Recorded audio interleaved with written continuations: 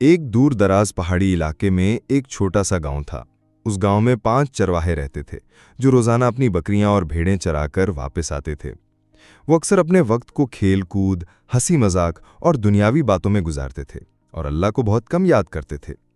इसी गांव के बाहर एक दरवेश, अल्लाह का नेक बंदा, एक पुराने दरख्त के नीचे क़याम पजीर था।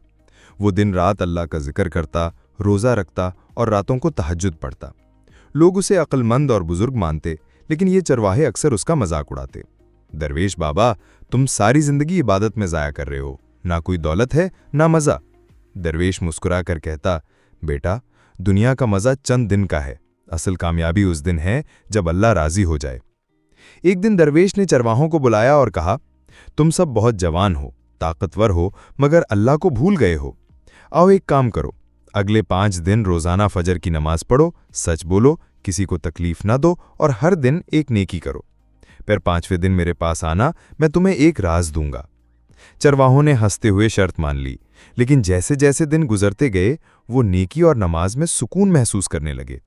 एक ने एक यतीम बच्चे को खाना दिया, दूसरे ने अपनी माँ के पांव दबाए, तीसरे ने सच बोलकर नुकसान बर्दाश्त किया, चौथे ने अपने गरीब दोस्त को कपड़े दिए और 5वें ने किसी को माफ कर दिया। 5वें दिन जब वो दरवेश के पास पहुंचे तो उनके चेहरों पर एक नरमी, एक चमक आ चुकी थी। दरवेश ने कहा, बेटों, देखो तुम 5 दिन अल्लाह के करीब रहे और तुम्हें कैसा सुकून मिला। ये दुनिया की दौलत कुछ नहीं, असल दौलत अल्लाह का कुर्ब, नेकी और सच्चाई है।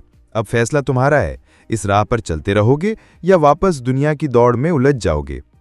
चरवाहे खामोश हो गए।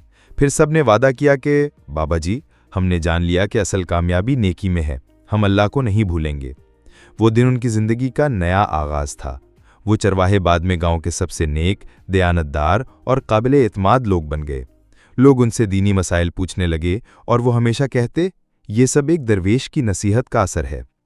नेकी छोटी हो या बड़ी, कभी रायगा नहीं जाती। नमाज, सच्चाई और नरमी इंसान की ज़िंदगी बदल सकती है।